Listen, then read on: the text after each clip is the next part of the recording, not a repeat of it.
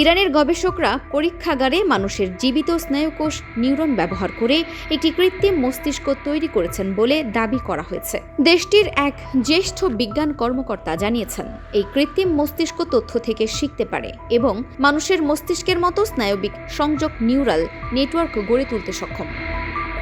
ইরানের cognitive sciences and technologies development task ফোর্সের সচিব আতাউল্লাহ পুর আব্বাসি দেশটির সংবাদ সংস্থা মেহর নিউজ এজেন্সিকে জানান, ইরানি গবেষকেরা মানবদেহের বাইরে স্নায়ুকোষ নিউরন বৃদ্ধি বা কালচার করার প্রযুক্তি আয়ত্ত করেছেন। এর মাধ্যমে নিউরনগুলোর মধ্যে সিনাপটিক সংযোগ তৈরি করে শেখার সক্ষমতা সম্পন্ন নিউরাল নেটওয়ার্ক গঠন করা সম্ভব হয়েছে। তিনি বলেন, এই সাফল্য ভবিষ্যতে মস্তিষ্কের কোষ ভিত্তিক কম্পিউটার প্রসেসর তৈরির ভিত্তি তৈরি করবে। ইতোমধ্যে একটি দেশীয় জ্ঞান ভিত্তিক প্রতিষ্ঠান এই প্রযুক্তির পরীক্ষামূলক একটি প্রোটোটাইপও তৈরি করেছে। আতাউল্লাহ পুর আব্বাসির দাবি, এই প্রযুক্তি ব্যবহার করে তৈরি জৈবিক প্রসেসর প্রচলিত সিলিকন ভিত্তিক প্রসেসরের তুলনায় তথ্য প্রক্রিয়াকরণের গতি উল্লেখযোগ্যভাবে বাড়াতে পারে। একই সঙ্গে বিদ্যুৎ খরচ প্রায় 10 লাখ গুণ পর্যন্ত কমিয়ে আনার সম্ভাবনা রয়েছে। তিনি আরও বলেন, এই সুবিধার কারণে জৈবিক প্রসেসর এখন বিশ্বজুড়ে কৌশলগতভাবে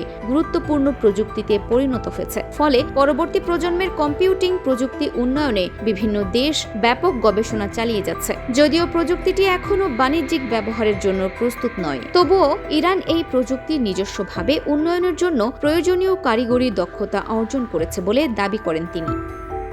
অর্গানয়েড ইন্টেলিজেন্সি বা বায়োলজিক্যাল কম্পিউটিং নামে পরিচিত এই প্রযুক্তিতে জীবিত মানব নিউরন ব্যবহার করে এমন কম্পিউটিং ব্যবস্থা তৈরি করা হয় যা মানুষের মস্তিষ্কের মতো সমান্তরালভাবে তথ্য প্রক্রিয়াকরণ করতে পারে এবং তুলনামূলকভাবে কম শক্তি ব্যবহার করে।